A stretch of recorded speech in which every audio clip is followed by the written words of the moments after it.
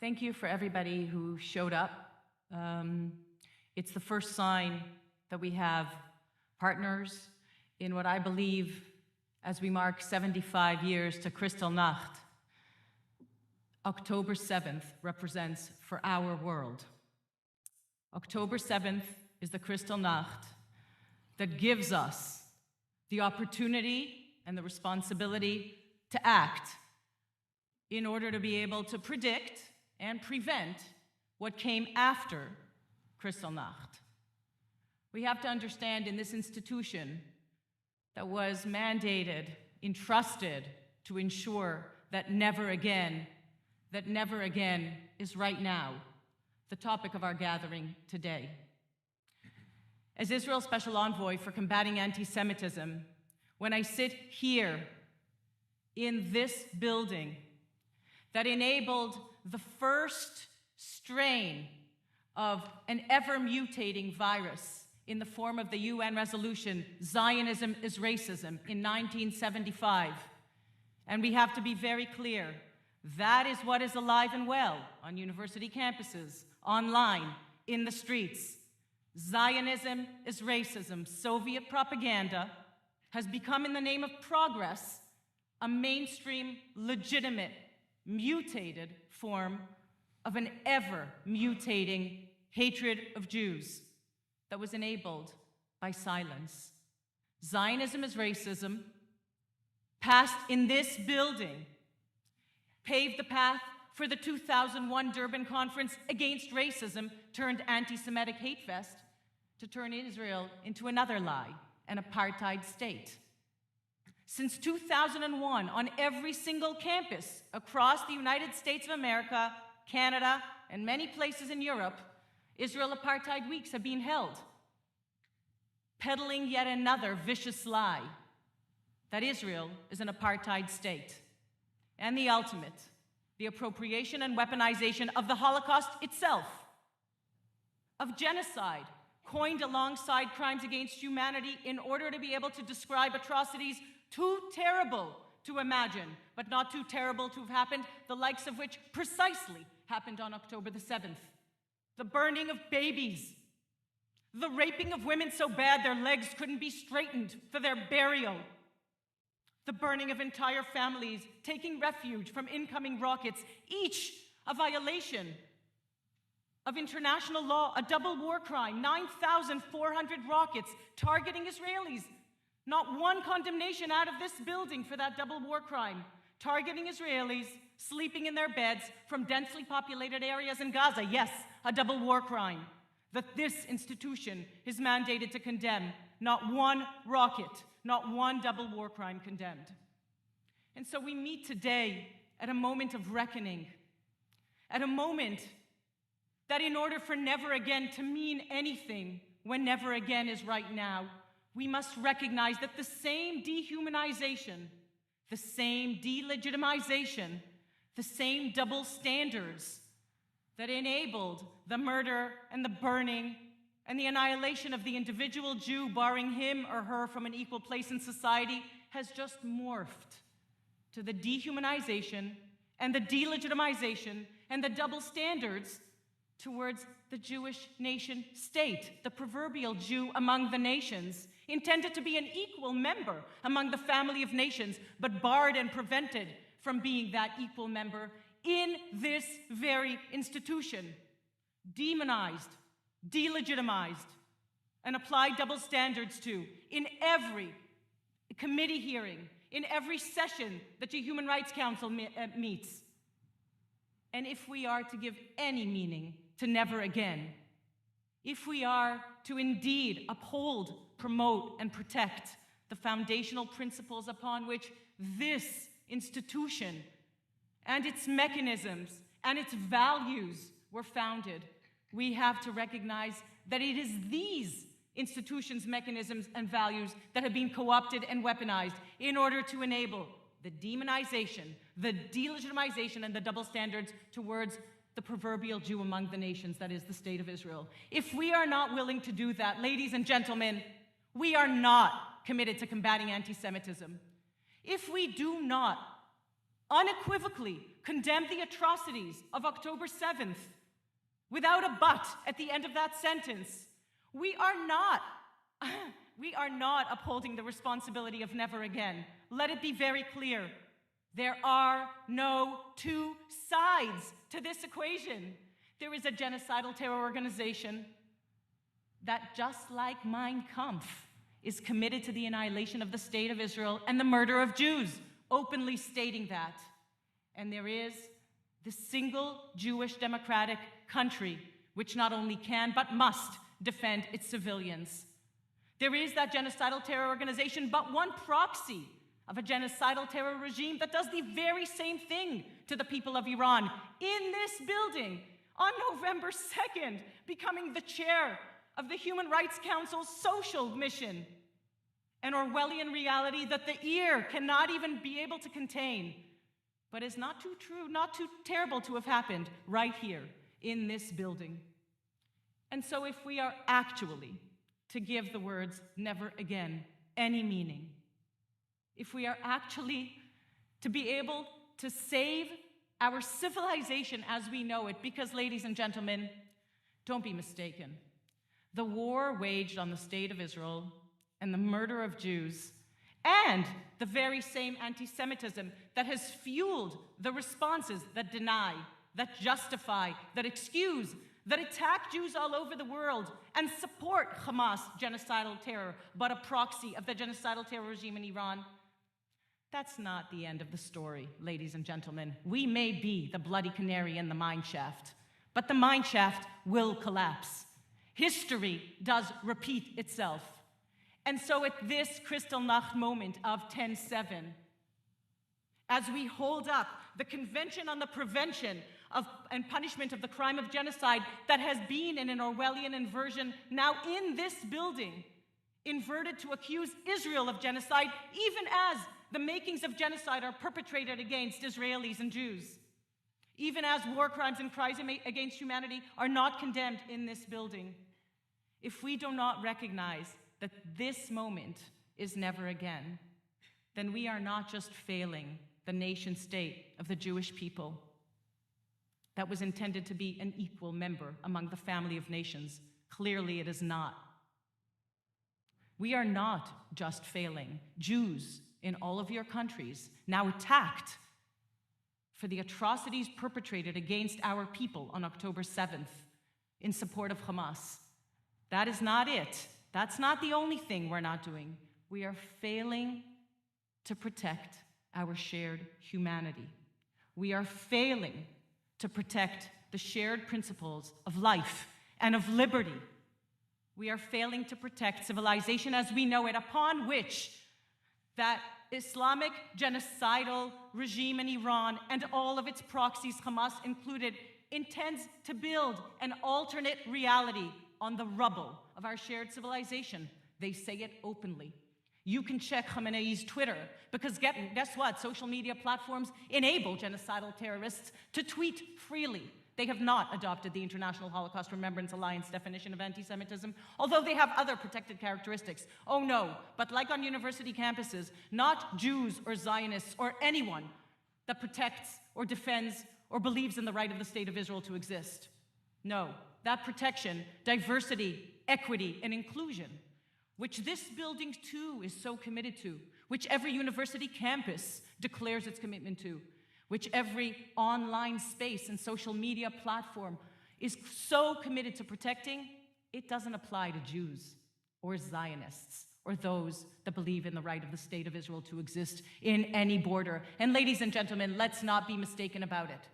The call that is heard, including here, from the river to the sea, that is a call to annihilate the State of Israel. That echoes the Hamas charter.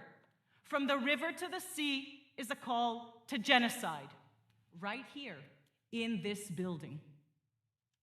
And so, if we are to really uphold never again and acknowledge that never again is right now, while never again for the rest of the world may be never again will we be silent as you are, never again will we allow false moral equivalency in a raging war for public opinion that was waged in this building in 1975 and has continued through time, which many of the countries that you represent do, that never again for us, for the Jewish people, means never again will we be defenseless. Never again will we not be able to defend ourselves or wait for anyone to save us, even if we die to our last children doing so. That is what the state of Israel is committed to doing right now. We are upholding our share of that never again principle. Never again will Jews be slaughtered. And years later, will we ask ourselves, how could that have happened? Because, ladies and gentlemen, 2023 is not 1943. We have a nation state. We have sovereignty. We have a defense force. And it is at this moment in time that we will know if we have friends that believe in the right of State of Israel to exist in any borders, or if we have enablers that with their silence end up, in the words of the late Elie Wiesel, on the side of the tormentor, never the tormented. Never again is right now. It is a call to action. It is a call to moral clarity and courage. It is a call to understand that in war we lose friends. We are losing many. We are burying children. We have lost civilians and soldiers, and the entire state of Israel is deployed to this war.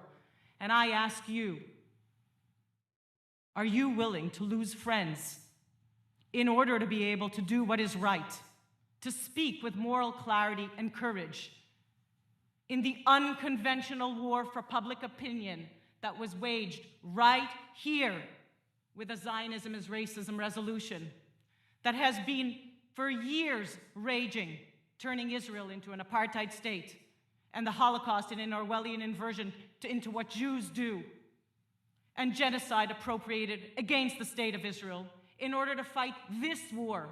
Because, ladies and gentlemen, in this war, you are the boots on the ground. And you will have to speak up with moral clarity and with courage in your countries, in your constituencies, in your organizations, and in this building, that without the International Holocaust Remembrance Alliance definition, will not be able, not even for a moment, to say that it is committed to identifying and combating anti-Semitism. Without a definition, we cannot identify or combat anything.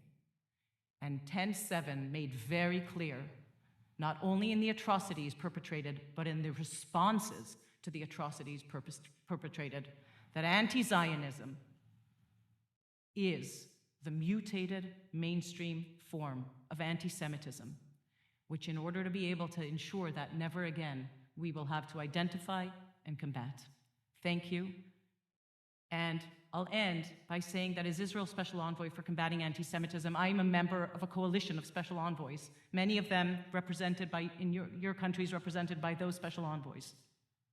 Today, we issued a joint statement on the imperative, not for pity, but for action in each of your countries, identifying and combating this strain of anti-Semitism that is threatening the world as we know it, that is threatening civilization, that is threatening Jews in your countries, and that is threatening existentially the state of Israel as we speak.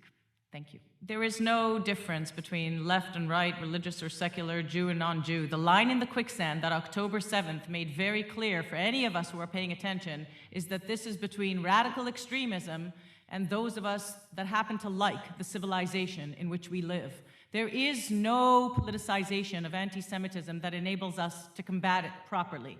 And I think that what Michael raised is actually very important in this institution, because anti-Semitism was able to mutate over thousands of years by latching on to the guiding social construct of the time: religion, science, and the secular religion of our time, my own area of expertise, my faith in human rights. And it is human rights that were appropriated and weaponized in order to enable this mutation of anti-Semitism that has become mainstream, as we heard, on every single campus. It is that and all of those terms that have been appropriated in order to enable under the progressive, and it is not progress, it's regress, because October 7th showed us that that is not progress. So anybody who is supporting or not unequivocally condemning October 7th is doing so because, as we have heard, universities have relinquished their mission statement of teaching people how to think for a very, very scary reality in which they teach people what to think. That is the call of our time. And I want to be very clear in this building, because we meet at a time of never again, and what I believe is a moment of reckoning for all of our spaces, the international institutions, the university spaces, the social media, and our streets have all intersected. October 7th, the world cannot ignore October 7th. And maybe what I would like to close with is the understanding that in order to be able to unpack what October 7th identified and the masks that it removed, it has to be very clear in this building. The state of Israel does not exist because the Holocaust occurred. It's precisely the opposite. The Holocaust could not have occurred had the state of Israel existed. And October 7th has shown us exactly that. And anybody that continues peddling the lie that the state of Israel exists because the Holocaust occurred, when in fact, 75 years ago, an indigenous people, prototypical indigenous people that speaks the same language, Hebrew, and reads the same book, the Bible, and traverses the same land, and practices the same cultural rituals, that indigenous people was stripped of the right of indigeneity in this building. The fact that that indigenous people returned to our ancestral homeland after thousands of years of exile and persecution, enabled by the fact that we were stateless for thousands of years, the fact that that lie is peddled here in any capacity, as if the state of Israel exists as a white colonialist project, European colonialists sending Jews to their ancestral homeland, severing the tie between Jews and that ancestral homeland, including in institutions of this building, like UNESCO, recognizing Jericho as a Palestinian heritage site. What we see is systematic, ladies and gentlemen, and it has appropriated this institution, all of its mechanisms, and the values of human rights that we were all committed, mandated, entrusted to uphold, promote, and protect equally and consistently. The double standards in this building have collapsed the entire infrastructure, because whenever people say to me, I'm not a lawyer, I don't understand why double standards is such a problem, I say, you know, if I say to a 3-year-old, we're going to play a game and you're going to play according to the rules, but I'm going to cheat, the 3-year-old will say, I'm not playing. And that is what has happened right here with the double standards applied to Israel. Systematically and consistently, it's more or less the only consistent systematic thing that we can say. And so I turn back to you. I turn back to you with that very important plea to the adults in the room. This is the time to lean in and sound our voices and take back the foundational principles that this building was founded on. Because the never again for this building means that if at this moment we don't realize that never again is right now, the UN will cease to exist as we know it. That is the truth. We can ignore it, we can deny it, we can hope for another year or two, but that is the truth. And that's where university campuses, social media platforms, and these international institutions, they were all exposed on October 7th. That has changed the world as we know it. And I want to repeat one last time. The state of Israel does not exist because the Holocaust occurred. Rather, the Holocaust could not have occurred had the state of Israel existed. That is our call to action, and we will fight for our lives. We will not wait to be saved this time around. Not in Israel, and not in all of us committed to be the boots on the ground, because we believe in not only the right, but the imperative for that state of Israel to exist. as October 7th made very clear to all of us, anybody paying attention. So thank you, and we look forward to your action with moral clarity and courage. Never again is right now.